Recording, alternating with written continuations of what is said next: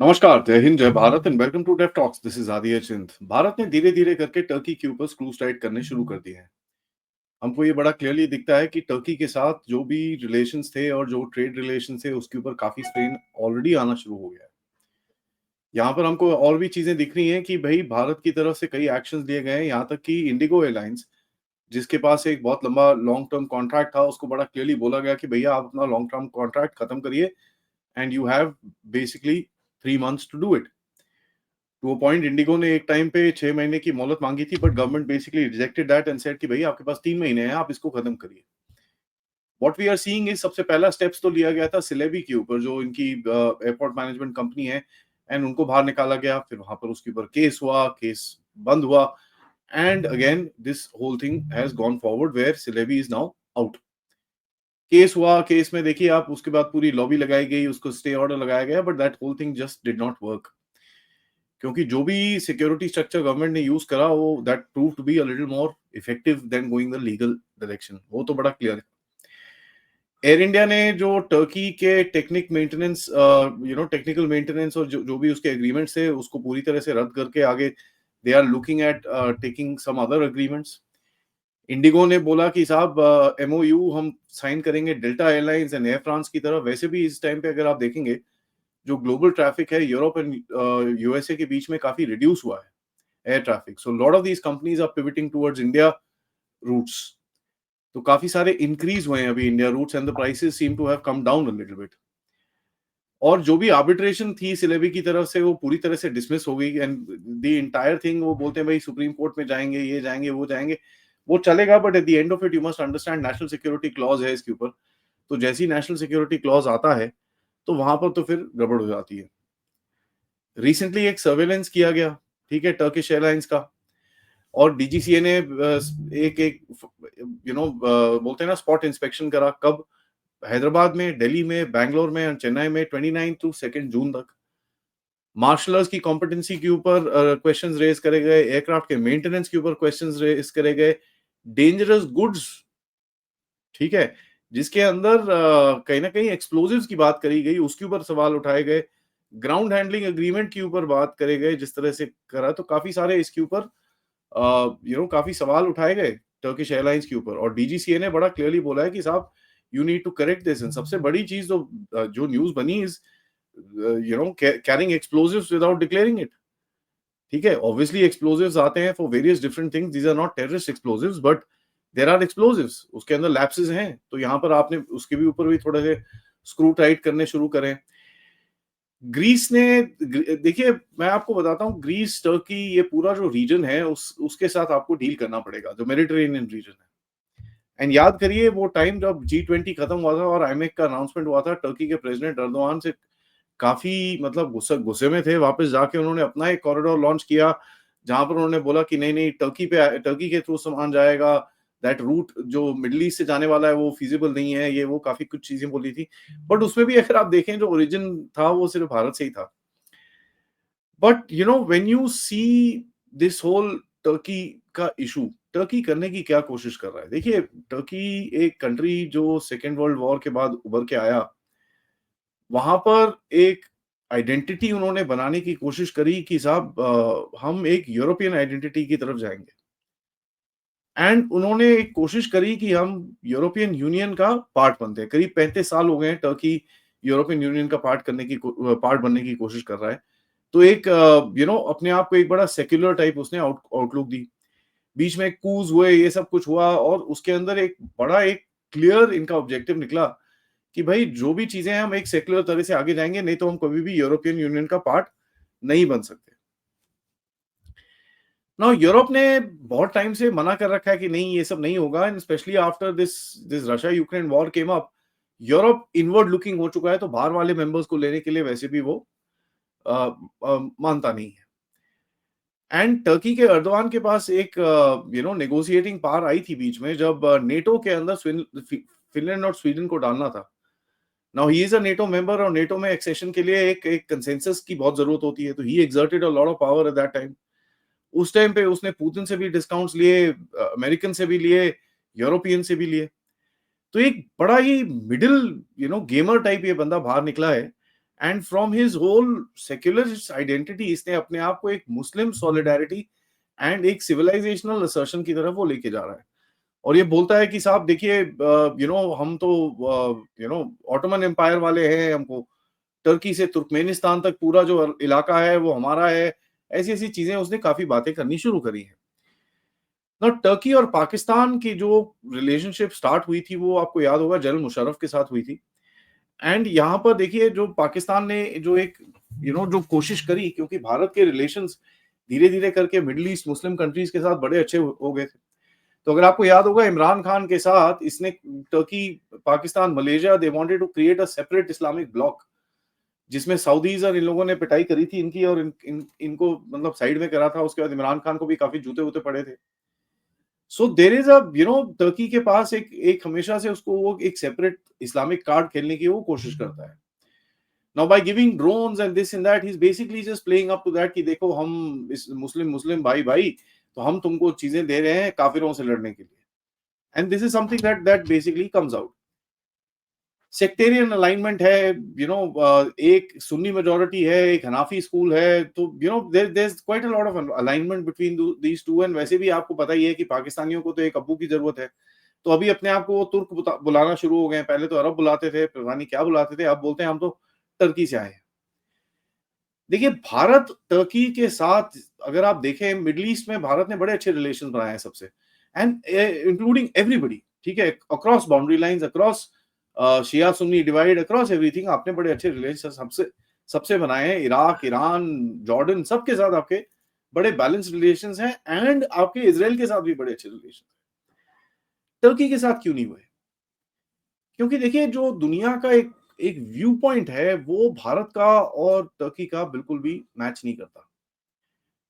Turkey एक position लेना चाहता है एंड भारत के पास वो पोजीशन काफी है already. So he basically eyes that position of a regional sort of a power.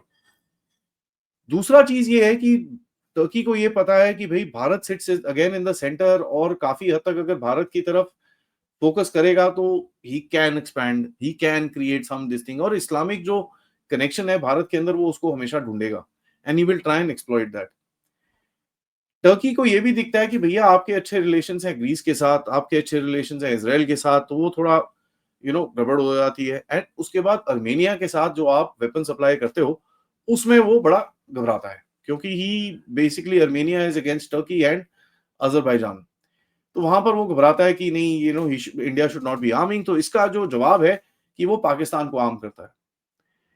तो ये जो गल्फ और साउथ ईस्ट एशिया का लैंडस्केप है ये बड़ा टेढ़ा है, और कहीं ना कहीं यू कुड से कि भैया some sort of a lever एक दूसरे के अगेंस्ट में एक दूसरे को ढूंढना था, so that the relationship could have been balanced.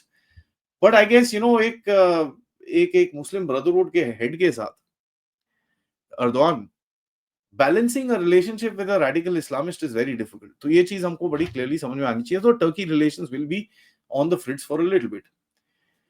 देखिए ऊपर से आपके रिलेशंस बाकी सब मुस्लिम कंट्रीज के साथ एकदम बढ़िया हैं, सेंट्रल एशिया में बढ़िया है। कल तक तो जयशंकर जी इंडिया सेंट्रल एशिया डायलॉग में थे, मिडिल ईस्ट में आपके everything is fine. So that that again Turkey को पसंद नहीं आता है, क्योंकि जब भी पाकिस्तान टर्की ओआईसी में और इन जगहों के अंदर कुछ गेम्स खेलने की कोशिश करता है, जो भारत के दोस्त हैं Indonesia, Saudi, UAE, they stop that, and there is a bit of a challenge that comes across. तो यहाँ पर जो आपकी रिलेशनशिप विद द मॉडरेट, जो इमर्जिंग मॉडरेट मुस्लिम कंट्रीज हैं, for example the UAE and the Saudis, as they open up, ये जो relationships रहेंगी ये बड़ी क्रिटिकल रहेंगी to play this game forward. ठीक है, so UAE, Saudi, Indonesia, these are gonna be very very critical countries to you. अभी भी देखिए जो रेजोल्यूशन पाकिस्तान लेके आने की कोशिश कर रहा था ओआईसी के अंदर, उनको इन्हीं 3 कंट्रीज ने ब्लॉक करा था। राइट, सो टर्की का जो एक पोजीशन रहेगा वो ऐसे ही रहेगा। He will try and force himself into Pakistan, एक global leader of the Muslim उम्मा, one of the only Islamic nations with high technology, military equipment, कि भाई हमारे पास ड्रोन शोन्स हैं, सब कुछ है। तो कहीं ना कहीं एक चीज वो बड़ा क्लियरली वो करेगा। Now what should Bharat do? Internal cleansing जो आप कर रहे हो वो करते रहिए, उसके अंदर कोई डाउट नहीं है। You should be able to actually clean up a lot more people, and धीरे धीरे करके आप इसके जितने भी टर्की के प्रेजेंस है उसको जरा साइड करिए। टर्की के एडवर्सरीज हैं, जो साइप्रस का इशू है उसके ऊपर अपनी आवाज उठाइए, ग्रीस के साथ आप हथियार बेचिए, आर्मेनिया को आप बेच ही रहे हैं, इजराइल के साथ अपने रिलेशंस आपको डीप करने हैं, तो there is nothing too much different that you need to do. आपको थोड़ा सा इसके ऊपर डबल डाउन करना पड़ेगा। उसके बाद जो एक ओआईसी जो ऑर्गेनाइजेशन है उसके अंदर I think you should be able to start lobbying now. जो पाकिस्तान एंड टर्की के जो पोजीशंस हैं, जो हार्डकोर रेडिकल पोजीशंस हैं, जहां पर जिसको ये डिप्लोमेटिक एजेंसी को लेके ये कवर करते हैं, जिस जिस हिसाब से आप देख रहे हैं Pakistan is also sitting on that UN terror watch list और whatever it is, deputy head बन के बैठा हुआ है। तो मिडिल ईस्ट मुस्लिम कंट्रीज के साथ बैठ के आप इस चीज को आराम से you should be able to negate this game. क्योंकि देखिए ट्रेड दिस दैट ये वो इज नॉट मच, $10 बिलियन आप बंद भी कर दो, it won't make much of a difference to Turkey, and Turkey का भी आपके ऊपर ज्यादा इंपैक्ट नहीं आएगा। उसकी जो मेन कंपनीज है आपने उसको लात तुम्हारी दी है, and Celebi reportedly has lost about 3000 crore. So जो अर्दोआन का एक शिफ्ट है, देखिए Erdogan probably is here another 2-3 years, उसके बाद टर्की में क्या होता है, there is gonna be a whole new this thing. But has Turkey gone the Islamic way, ये चीज हमको देखनी पड़ेगी, क्योंकि जिस तरह से टर्की ने एक्शन सीरिया में लिए हैं, that means a certain part, जो एक स्ट्रक्चर है टर्की के डीप स्टेट का अंदर, अपने जो उसका जो स्टेट है, that is aligning with that pro Islamist sort of a game.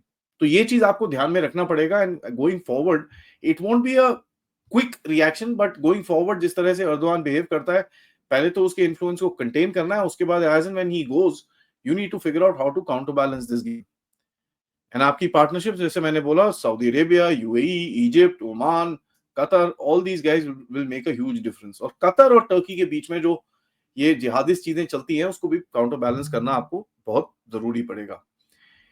देखिए जो one of the biggest things that you can do is जो आइडियोलॉजिकल क्लेम है इनका टुगेदरनेस का, उसको जरा आप डैमेज अगर आप करोगे, and the simple way to do it is because आपके पास इतनी बड़ी मुस्लिम पॉपुलेशन अपनी जबरदस्त है।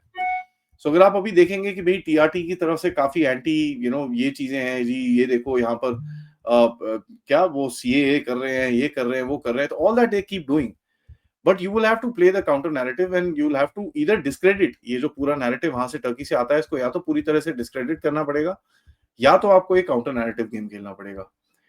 नाउ काउंटर नैरेटिव गेम, देखिए बाहर वाली जो मीडिया है वो आपको सुनेगी तो है नहीं, there is no question that they will actually listen to you. तो आपको एक डिस्क्रेडिट का गेम खेलना पड़ेगा, एंड दैट्स बीइंग रियलिस्टिक। ठीक है, so lobbying in the Muslim nations, आप जाके उसके बाद lobbying in in in in the Turkey's जो एडवर्सरीज है उसके अंदर गेम्स खेलना, तो ये चीज आपको आगे जाके काफी हद तक करनी पड़ेगी if you want to actually make Turkey feel a certain cost. ठीक है, तो उसके एक्शंस का एक कॉस्ट उसको फील होना पड़ेगा, and weapon supplies to my mind needs to be open. यहाँ पर तो मैं इतना तक बोलूंगा कि यार टर्की के ड्रोन्स के जो सॉफ्टवेयर और जो भी चीजें आपके पास डेटा सेट्स हैं, प्लीज ग्रीस को दे दीजिए, उसकी हालत पतली हो जाएगी वहीं पर ही। So every time he will supply something to Pakistan, he will know कि भाई उसका जो डेटा सेट है वो जाके उसके एडवर्सरीज के पास जाएगा, तो ये कोई रद्दी चीज ही देगा पाकिस्तान को। You have to downgrade that effort as much as possible. तो ये एक ऑनगोइंग गेम रहेगा, this not going to be a fast solution. Turkey Azerbaijan दोनों को थोड़ा आपको सीधा करना पड़ेगा। अजरबैजान खैर can be handled through the weapon supplies to Armenia, तो उसका इतना कोई प्रॉब्लम नहीं है, but Turkey is a larger player, and वो इस गेम को खेलेगा आगे जाके भी। That's all I have, thank you so much for listening. अपने कमेंट्स प्लीज डालिएगा, what do you think India should do. ठीक है, and let's be realistic, let's be diplomatic about it, let's see what all options do we have, किस तरह से इस चीज को आगे लेके जाते हैं। मैंने एक आपको डिप्लोमेसी का ऑप्शन बताया है, there are military options which I have spoken about as well. Economics में इतना इम्पैक्ट पड़ेगा नहीं, but in the long term जो ग्लोबल जियोपॉलिटिकल गेम है उसके अंदर आप किस तरह से इम्पैक्ट करके कर सकते हो, तो let me know your suggestions as well. आप इस चैनल को लाइक करिए, सब्सक्राइब करिए, इस चैनल को सॉरी वीडियो को लाइक करिए, end of course share this with your friends and families. And आप इस चैनल की तरफ कंट्रीब्यूट भी कर सकते हैं, क्यूआर कोड या फिर पेपैल या फिर सुपर स्टिकर, सुपर चैट्स। थोड़ी देर में मिलते हैं, तब तक नमस्कार, जय हिंद, जय भारत।